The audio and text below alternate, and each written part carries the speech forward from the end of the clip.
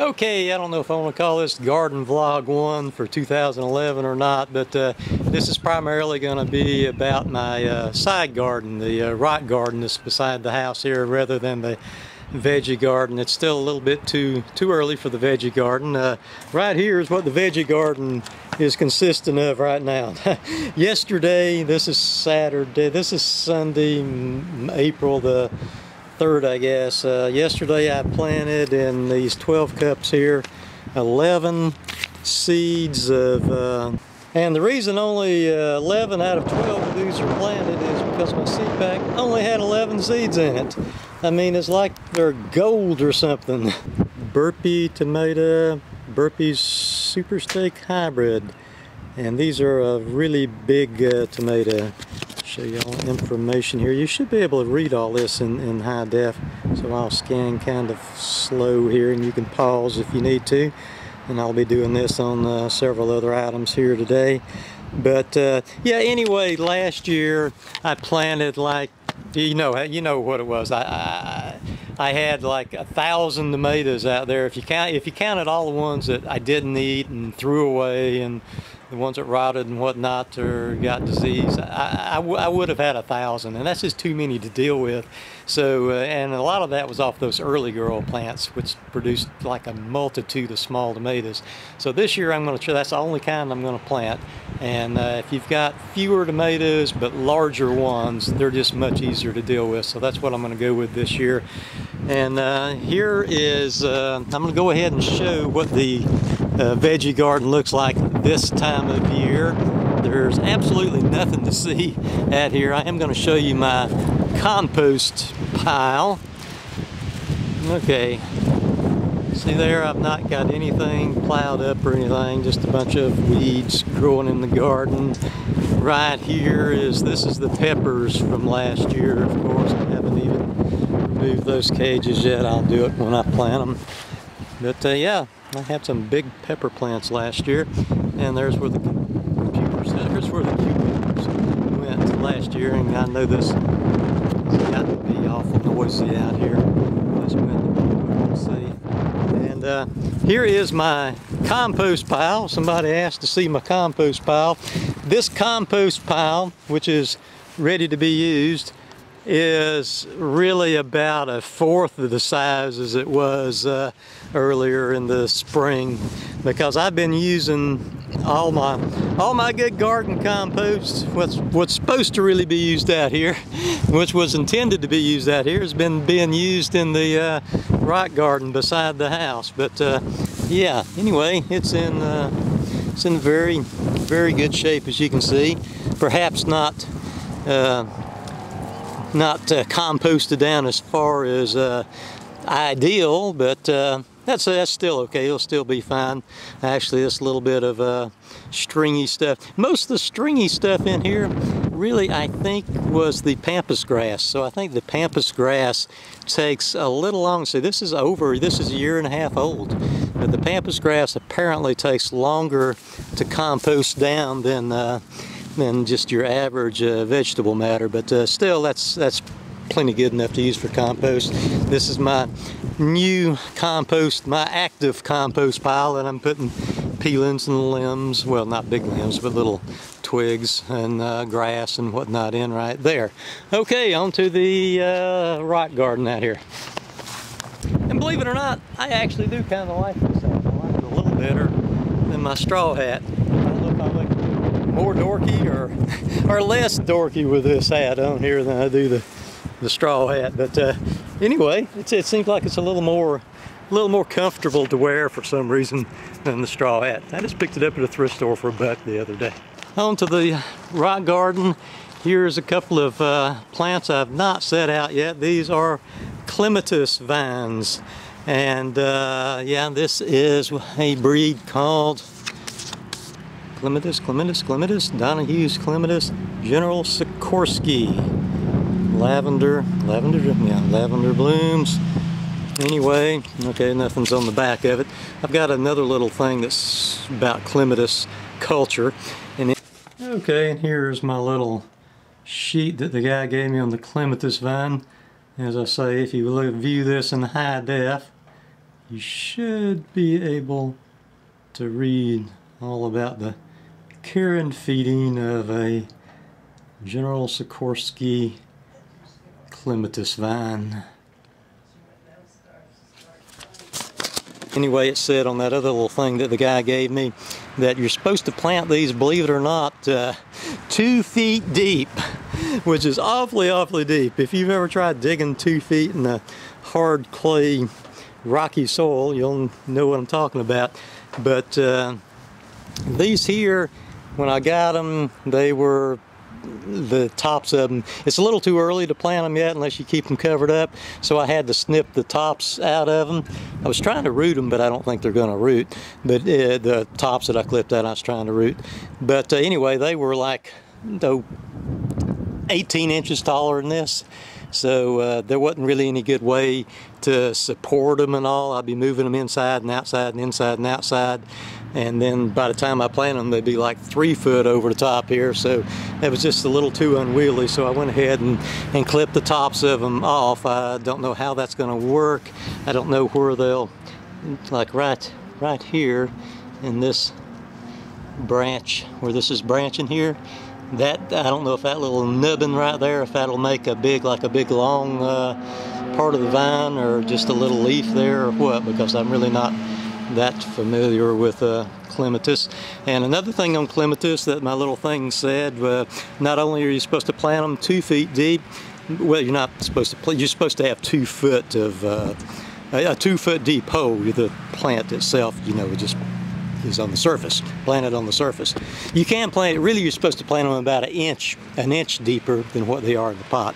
They're supposed to, the tops, of course, are supposed to be in the sun, but the roots are supposed to be in the shade. The clematis likes their roots to be cool, so you need to, when you plant them, mulch them real good, or put some rocks around on the roots.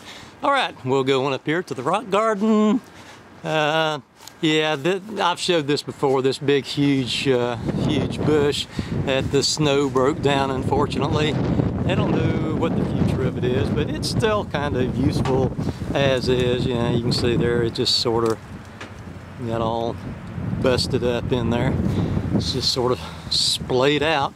I've got a couple of other things. I don't know exactly what the future of them is, except I know the future of this little booger. She's going to stay right here. Hey, Baba. Okay, some kind of juniper something or another, I think, here, which is really too big for this rock garden. And it's sort of, you know, brown on the bottom, and it's kind of, you know, it kind of splayed out a little, but not too bad. You can't really see it.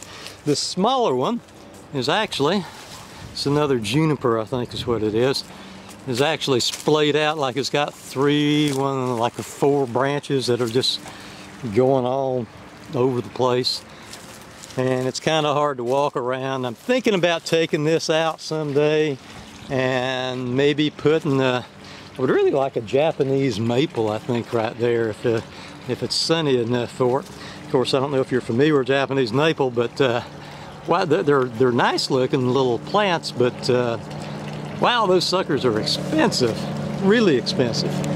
Okay, moving on here. This has been out here, I can't remember what you call this,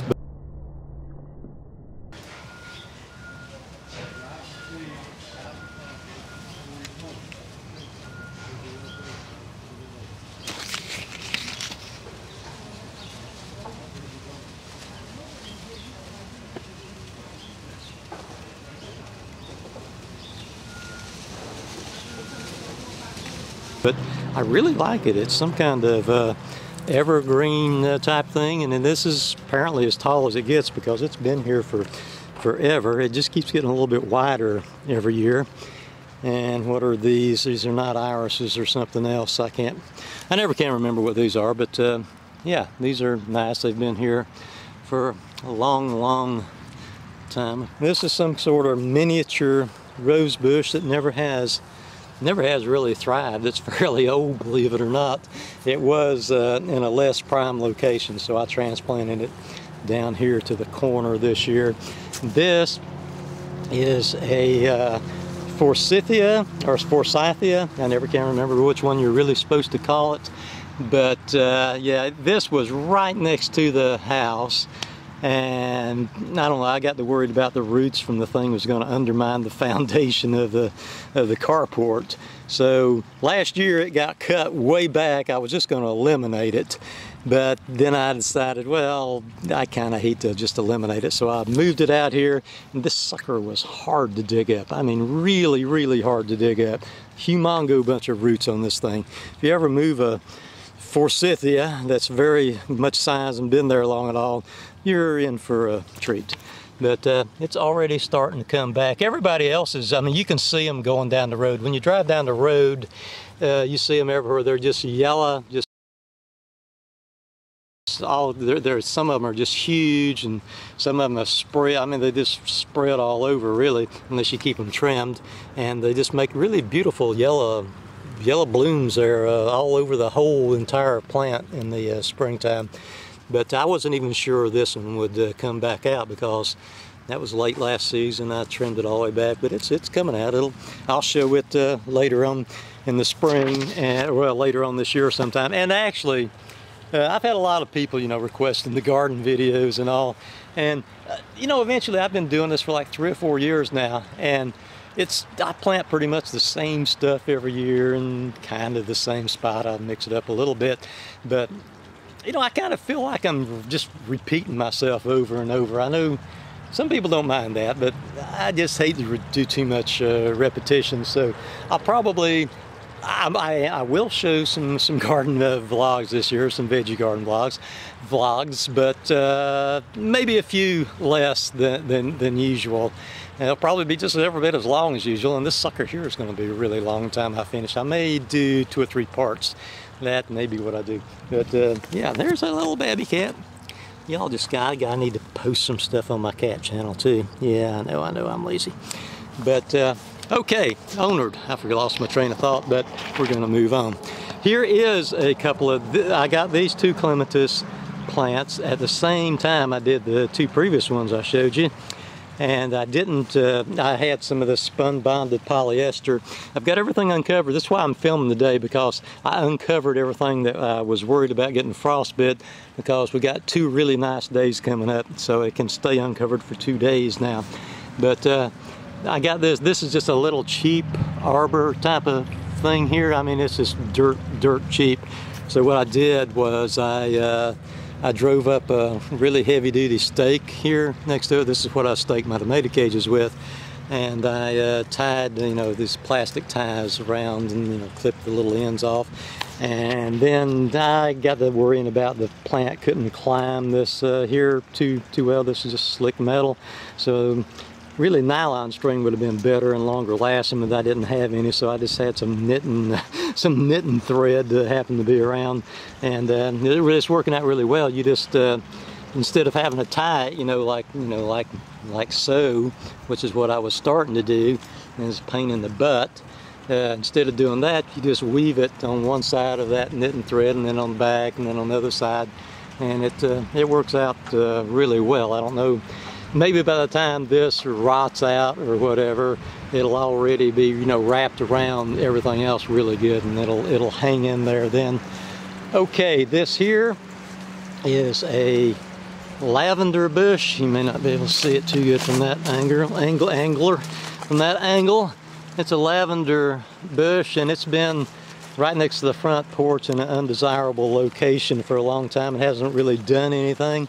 But actually, I transplanted it a couple weeks back, and it already looks better than it ever has. So this is definitely a better location for it.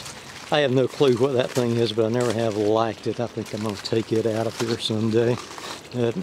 This fish pond here, yeah, originally the fish pond. Okay, if I say fish pond, I'd have to show a fish. Okay, there we go. I showed the fish. Originally it had a waterfall, and that's why these high rocks are right here. This multitude of rocks is right here, because it had a waterfall right there, and it trailed down and went on into the fish pond. But algae is just a tree. If you've ever dealt with a fish pond, you know that algae is your enemy. It is your mortal enemy, and had all kind of problems with algae, and the waterfall just amplified the problems. So eliminated the waterfall, and this one bush right here, if you want to call it that, is really, I know that doesn't look like anything on camera, but I don't know what to call this bush. Maybe if I got part of it in my previous video. But anyway, this bush here was, you know, right about there, right in front of the fish pond. And it was a huge bush. I dug it up. I was just going to get rid of it because I didn't really like it that much. And so I dug it up and threw it away. And this one came up right beside the one I dug up, a little baby bush. And I remembered, well, I kind of liked that bush when it was littler. And then when it growed up and got all gnarly, I kind of didn't like it. Sounds like some kids. But, but anyway, anyhow, yeah, I went ahead and planted it right here. Babs likes to get up here and roll over on it for some reason. It's kind of got a few little tiny thorns or something on it. And the stuff that's right here in the bottom part of this waterfall, I think this is some kind of, gosh, this is poor sunshine to film in.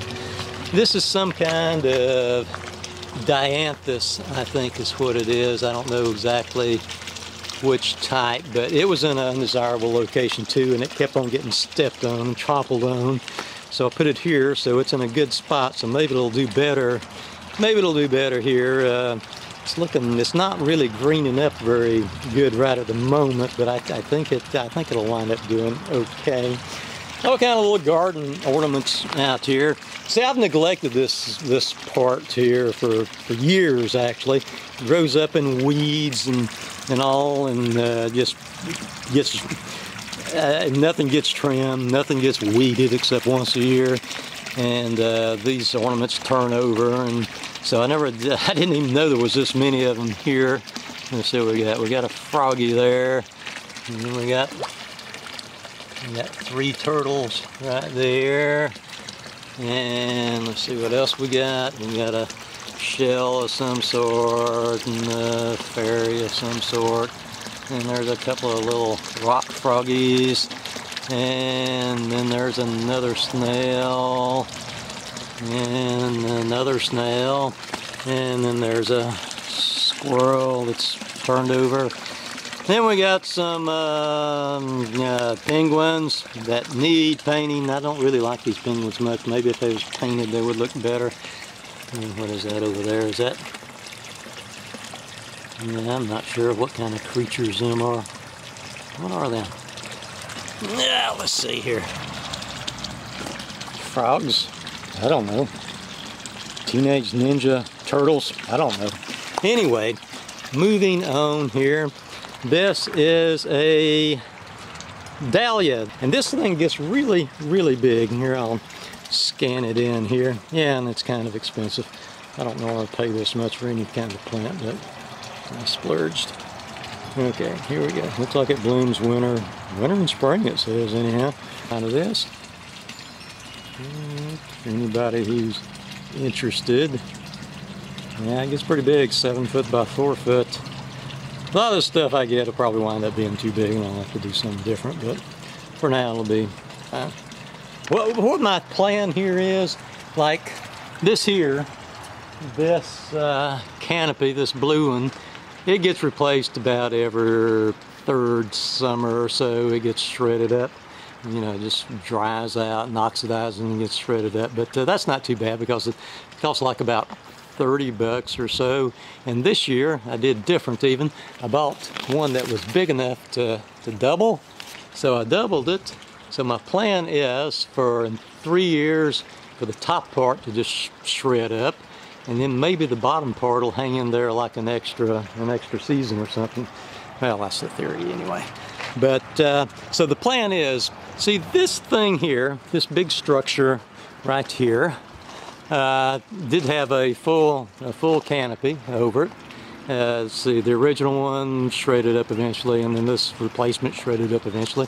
But I'm not going to replace it because the original intent of this was so the fish pond would not algae up.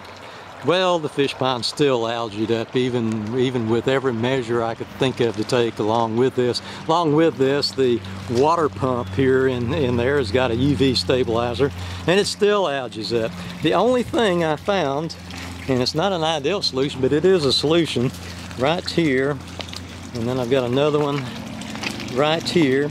I hook a canvas tarp type thing, canvas tent type thing, that goes from here to right here, either right here or right here I think. Yeah, right here on this top. And you know, it just comes at an angle down through here and hooks onto that, and so that provides plenty of shade for the fish pond where it does not algae up. That's the only thing that has ever helped it. So my idea is that along with this big bush here, and that I don't know what it is, but it's a nice big bush, along with it, see, this provides quite a bit of afternoon shade, and this dahlia is going to get big enough to provide a lot of morning shade. So this fish pond is just sort of going to be bracketed in. About to fall over the rocks here. Bracketed in by these two large plants, and maybe they won't algae up, and I won't have to put the extra little tarp thing on there, because it kind of ruins the looks of everything a little bit when I add that to it, because you just, I don't know, you just can't enjoy the fish pond quite as much. So, okay, moving on here. Here is an older clematis that I have put out here. I'm hoping that it will run up that thing there. I put some wire on here to give it something to grip onto, and I'm thinking maybe that's not quite enough. So I've got me some nylon rope that'll last for a really long time, and I'm going to do the rope the same way as I've done this, some 1/2-inch rope. And I think that maybe the clematis vine, assuming it does good, will climb that. Like I say, this is an older one. This is not the General Sikorsky like I just then showed. This is one that came from another undesirable location. Everything has been moved from hopefully an undesirable location to at least a somewhat more desirable location. But yeah, and so far this hasn't really, you know, got big enough for me to tell if it'll be able to grab onto the wire there or not. I'm kind of skeptical, but I think it will on the rope that I'll be putting up. I have no clue what this bush here is. It's been here a long time. It's not a bush. It's actually some kind of vine. Believe it or not. I know it don't look like a vine, but the story on it is it was planted, and then there was I don't know, just kind of a raised bucket next to it with something planted in that bucket. And then what happened is this plant grew up through the bottom of that bucket, and then it got like really tall, and then eventually the bucket fell over, and so it was just kind of a mess. So I've been trimming up and around on that. That bucket is still lodged. See, there's this bucket.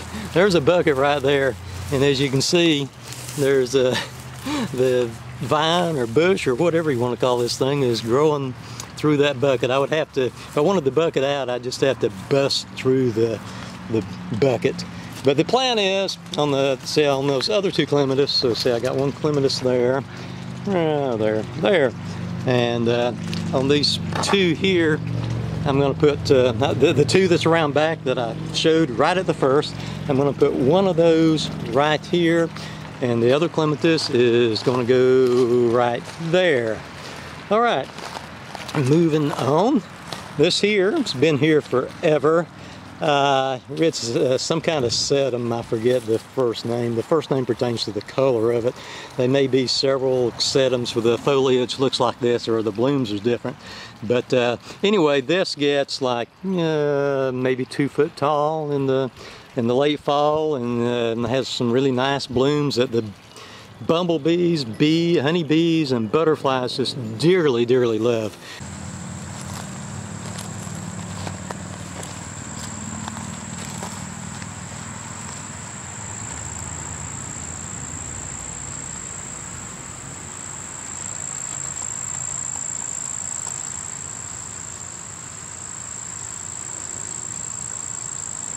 So I like bumblebees, honeybees, and butterflies. So I really like this plant here, and it sort of sent out like a little satellite plant.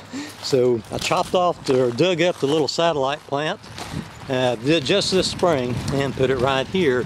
And this is already twice the size of what it was when I set it out. So it's really growing great guns. And over there on the little cheap arbor, and there's a little walkway underneath the cheap arbor where I showed them two clematis plants just a second ago. I'm going to put next to the walkway these dianthus plants. So let's take a look at them. I think, yeah, tickled pink dianthus. They need full sun. They'll get more or less full sun there. So we'll show you the little info here. Slow enough, hopefully, to where anybody that wants to can pause it and read about it. And I will update this garden. This will kind of maybe fill in for the veggie garden stuff that I won't be showing quite as much of this year, because I just really dearly hate repeating myself so much. I always have on any of my videos. If I film a video to do with one thing, I seldom do too much more with it. Well, I did do like 4 mousetrap videos a long time ago, but yeah, let me show you something about the dianthus. These are really root bound, and that was kind of expensive. It was like, I don't know, I can't really remember right now, maybe $6 for one pot. So what I did, since they was so root bound, I've got 3 right there, and I planted one. And what I did, I split it. I took me a knife, and I'll show you myself doing that here in a minute. And so far, I just got one of them planted, and I split it. And this was about 3 days ago. I didn't want to do them all at once because I didn't know but what I would just butcher it and it would die. But I did that 3 days ago, and it seems like they're growing and doing just fine. So I'm going to split the other ones. So instead of having just 4, I'll have 8 plants. And really, I don't think I would recommend splitting them generally, because it seemed like they had like a really central type root instead of a diffuse bunch of roots. I mean, there was a bunch of roots, but there was really a central root, and I just hacked right through that central root. But it seemed like it did all right. This time of year, I think, you know, you've got an advantage doing something like that, because it's just, there's going to be less stress on your plant when it's not quite so cold and everything. But seems like it's working so far. I wouldn't do it I don't think I would try that in the middle of the summer, or I wouldn't try it with one that wasn't so root bound. When it's got that many roots, I think I had a little bit of advantage. All right, moving on here, and I don't think I have my little card with this one. If I find it, I'll cut it in here a little later.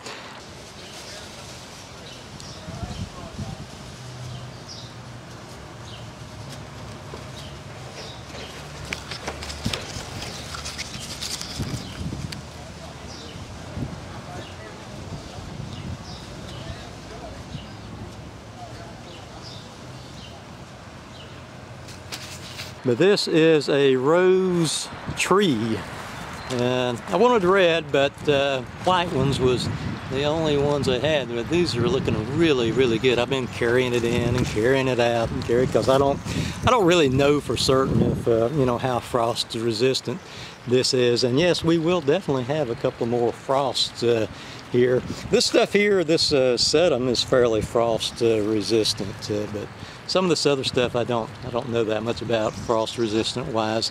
But yeah, it's got some really beautiful white blooms on it. Like I say, I'd rather add red, but white's okay. This here is a butterfly bush, and supposedly butterflies like them. But it's already grown quite a bit. It was really kind of about root bound too, but I've been covering it up. Supposedly it's fairly hardy, but it will get nipped a little bit by frost, but it'll come back. And I think absolutely everything I've showed so far, by the way, is a perennial. Yep, so everything will supposedly come back the next year. All right, I think I'm almost done. This thing here, I forget what you call it.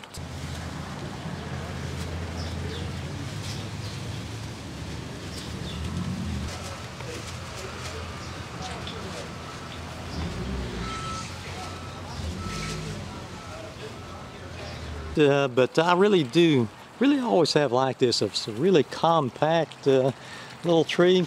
Now, originally, you know, whenever I had the canopy here, and then there was a rock or two toward the bottom of it, so the bottom of it didn't get much sun, and it's, you know, a lot of the limbs on this side toward the bottom have died, and I'm not sure if it would be best just to trim them out, and I don't know if anything would ever come back there or not. This may be close to as big as they get, because this has been here maybe, I don't know, 15 or 20 years. It's been here a long time.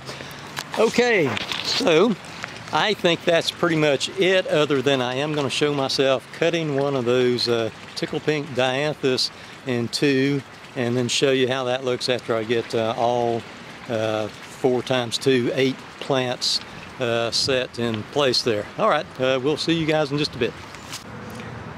Okay, it's time to split one of these dianthus, this tickle pink dianthus in two, and we'll see how this goes. The other one went relatively well. Okay, so as you can see, it's got plenty of roots on it. If it didn't, this would just fall apart. So one thing I never like to do is take something out of a pot and just have all my dirt just fall apart. Got me a, I don't know if a serrated knife would work better, but this didn't seem like it worked pretty good on the previous one that I split in two. Okay, I just sort of score it right here a little to start with on this side. And I try my best to go straight through the heart of it. Actually, I think I'm going to do it at a different place, because I want to get kind of the same amount of blooms on each side, buds on each side, and that spot there wasn't doing it for me. So I'll do it right here instead. Okay, here we go. Take my knife, work my knife through the plant as close to the base of the plant as I can get it. Okay, most of the blooms is going to wind up on the left, but that's just how it's going to have to be. Okay, let's sort of start sawing this sucker. Hope that it turns out reasonably good. The other one did fantastic.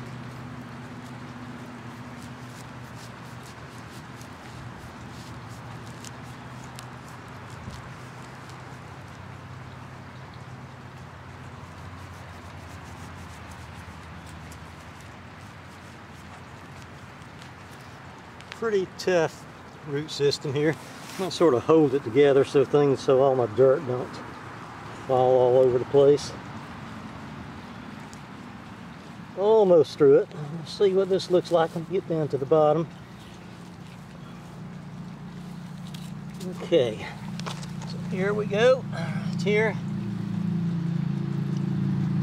All right, this did not turn out quite as good as the previous one. See, I'm wanting to get that kind of effect on both sides. You can see here, right there, that's sort of held in there pretty good. Whereas this one here, not quite so good. Ooh, yeah, this is bad. One of them turned out good. So yeah, this is kind of bad. So you can see there's almost nothing there. So I may lose this plant right here, because there's just one little tiny deal, and I cut it pretty much down the center. I was probably no more than a couple of millimeters off, but I'm going to go ahead and plant this just as is, and it may make it. I don't know. We shall see. I'm kind of skeptical. Okay, I'm going to try this with the next plant here, and I'm going to use a little different strategy. I don't think I examined that other plant good enough first before I made my cut. But I'm going to gather all this together right here. Squeeze just a, so I'm gathering the plant together. I'm kind of squeezing it right here to determine the exact center of the plant. So in between my thumb and finger there, I'm going to say that is the exact center of the plant right there. So I'm going to cut through exactly right there and hopefully dead center that center root, and we shall see how that goes. One thing about it, I mean, at worst, if I'm off center, one half's going to die and one half isn't. So I'm not really losing a plant, an entire plant, if I mess up. I'm just losing half the plant, and I may actually, you know, gain a plant.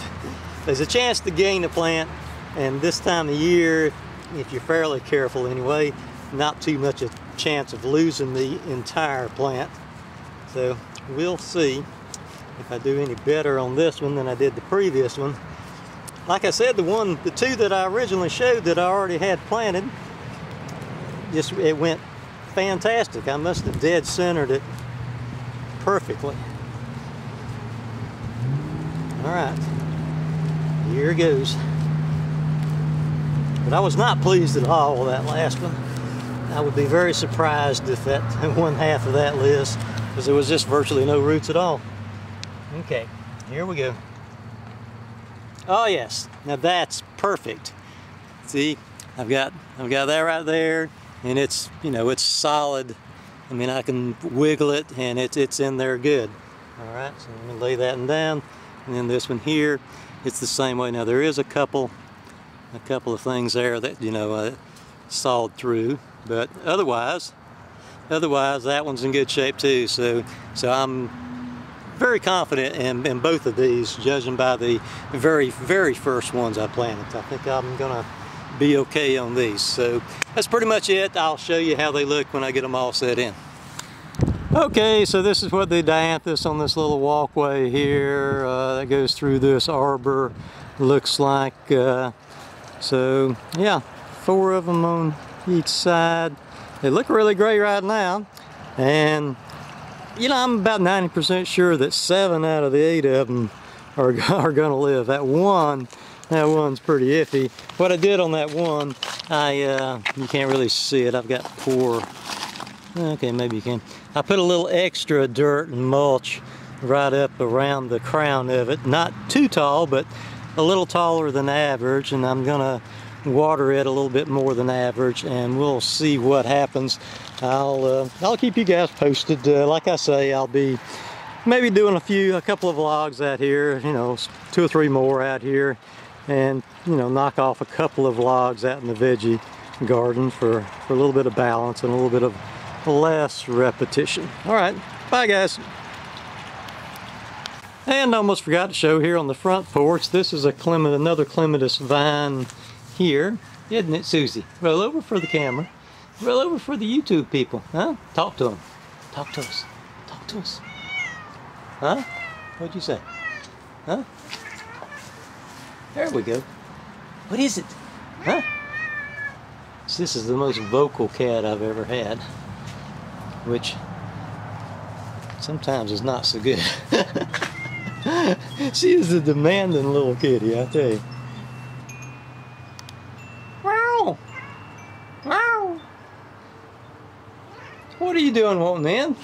But anyway, this clematis here, which looks really, yeah, I hear you. Which looks really nice and healthy. I'm not paying enough attention to him.